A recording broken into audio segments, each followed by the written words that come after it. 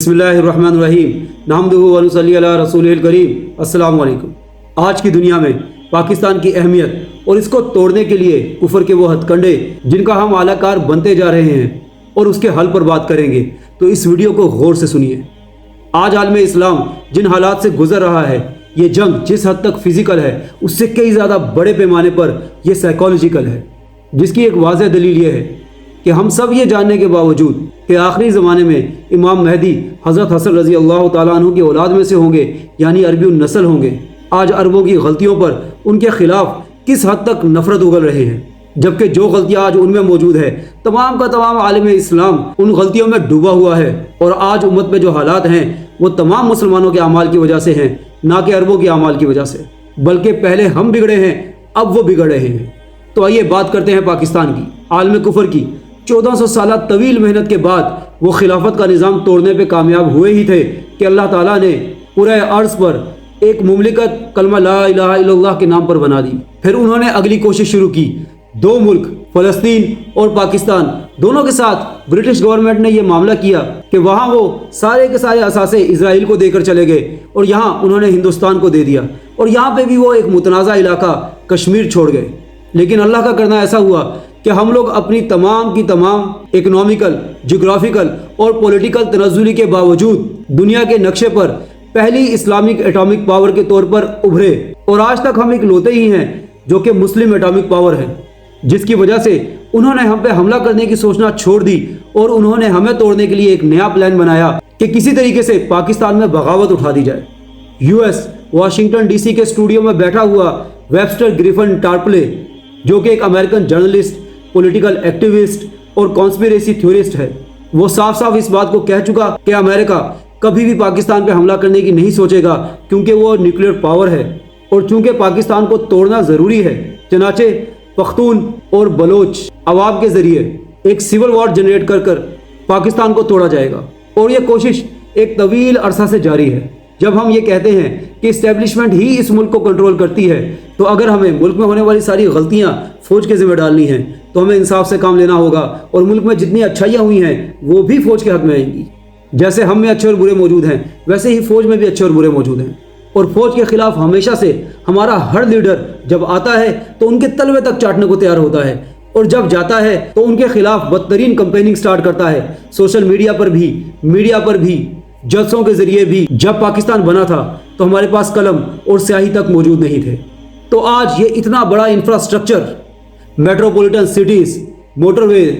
Hospitals, education کا نظام، ادارے، ایئرپورٹس، بندرگاہیں، اسلحہ، حتیٰ کہ ایٹامک پاور ہمارے پاس کیسے ہے؟ بلکہ اگر ہم اپنے آپ کو دنیا کی جگہ پہ رکھ کے سوچیں تو ہم ایک ایسا ملک ہیں جس کے اثاثے جب اسے نہیں دیے گئے تو اس نے دنیا سے اپنی بگاڑی نہیں، بلکہ وقت کی نزاکت کو سمجھا اور انہی سے ادھار اٹھا کے انہی کے خلاف ایٹامک پاور کریٹ کر دی۔ تو یہ 2 نمبری تھی، یہ ماسٹر سٹروک تھا۔ جب انہوں نے دیکھا کہ سول وار جنریٹ کرنے میں ہم کامیاب نہیں ہو رہے، تو اس کے پیچھے وجہ کلمہ لا الہ الا اللہ نکلی، کیونکہ تمام تر فرقہ بازیوں کے باوجود تمام علماء حق اس بات پہ ڈٹے رہے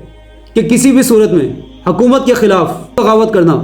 جس سے انسٹیبلٹی کی صورت پیدا ہو جائے کفر کے حق میں ہے، نہ کہ اسلام کے حق میں۔ اور وہ اس کے لیے امام ابو حنیفہ رحمۃ اللہ علیہ، امام مالک رحمۃ اللہ علیہ کے فتاوی، امام ابن تیمیہ رحمۃ اللہ علیہ کے اقوال اور امام احمد بن حنبل رحمۃ اللہ علیہ کا عمل سامنے لے کر آئے، مسلم شریف اور دوسری جید کتابوں سے دلائل پیش کیے۔ تو اب اس کو توڑنے کے لیے کفر نے اپنی اگلی چال چلی ہے، جس سے بڑی حیرانگی کی بات ہے کہ ہم لوگ شکار ہوتے ہی چلے جا رہے ہیں، اور وہ چال ہے یوٹیوب کے خود ساختہ اسلامک سکولرز اور موٹیویشنل سپیکرز۔ میں یہ نہیں کہہ رہا کہ سارے ہی خراب ہیں، لیکن ان میں سے اکثر کا یہی ایجنڈا ہے۔ وہ پہلے سائنٹیفک نالج اور اسلامک نالج کی باتیں کر کے آپ کے ذہن کو شکار کرتے ہیں، پھر اس مائنڈ ہنٹنگ کے بعد آج وہ اس طرح کی باتیں کر رہے ہیں کہ جی علماء کو تو سیاست آتی ہی نہیں، وہ تو دین کو بھی بگاڑ کے بیٹھے ہیں، چنانچہ تم ہماری سنو، اور علماء کی اس دلیل کو توڑنے نکل پڑے ہیں کہ یہ جو تم نے کام پکڑا ہوا ہے کہ حکمران جیسا مرضی ہو، تم اس کے خلاف مسلح بغاوت نہیں کرو گے، کیونکہ پرامن احتجاج تو خود علماء کرتے ہیں، اور پرامن طریقے سے حاکم کے سامنے کلمہ حق کو کہنا افضل الجہاد ہے، جیسا کہ نہ صرف امام احمد بن حنبل رحمۃ اللہ علیہ نے کیا بلکہ اس کی سزا میں وہ کوڑے بھی کھائے۔ چنانچہ یہ موٹیویشنل سپیکرز کہتے ہیں کہ ظالم حکمران کے خلاف مسلح بغاوت نہ کرنا، یہ احکام تو حکمرانوں نے، یزید نے لکھوائے تھے۔ جب امام احمد بن حنبل رحمۃ اللہ علیہ کے ہوتے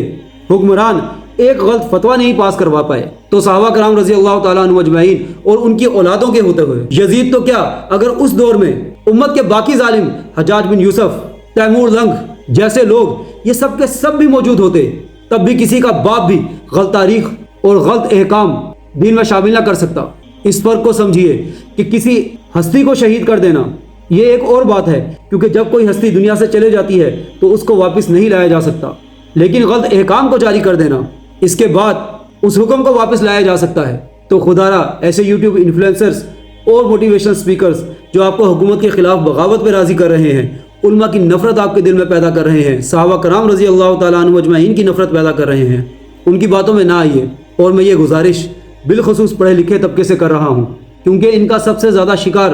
ہم لوگ ہی ہو رہے ہیں۔ میں خود بھی یونیورسٹی کا پڑھا ہوا ایک فارماسسٹ ہوں، لیکن معذرت کے ساتھ ہم میں سے جس کے پاس دینی سمجھ بوجھ نہیں ہے ان کو پڑھے لکھے جاہل کہنا ذرا بھی غلط نہیں ہے، اور اس کی دلیل انتہائی آسان ہے۔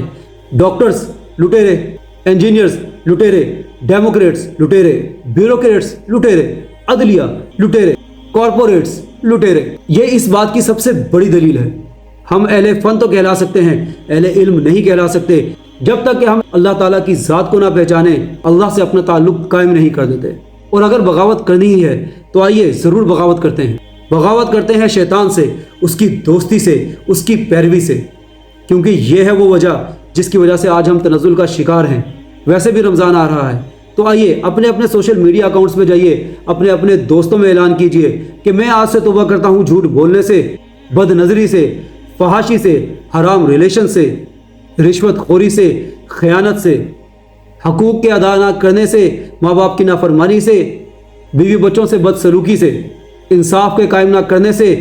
اللہ تعالیٰ کی نافرمانی کرنے سے۔ ریولوشن لے کے آنی ہے تو اس طریقے سے لے کے آئیے جیسے صحابہ کرام رضی اللہ تعالیٰ عنہ اجمعین لے کے آئے تھے، جیسے نبی صلی اللہ علیہ وآلہ وسلم لے کر آئے تھے۔ اپنے 5-6 فٹ کے جسم پر 3 مرلے 5 مرلے کنال 2 کنال کے گھر پر ہم اللہ کے قانون نافذ نہیں کر پا رہے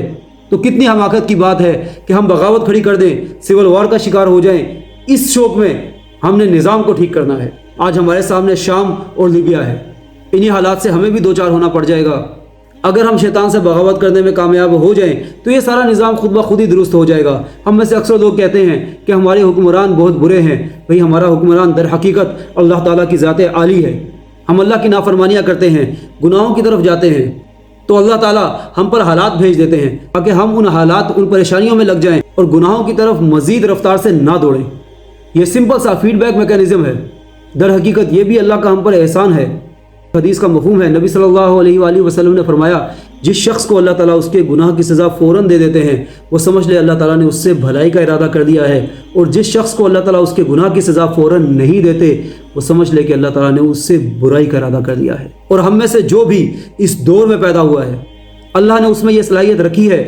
کہ وہ اس سارے کے سارے نظام سے مثبت طریقے سے ٹکرا کے ان حالات کو بدل سکے،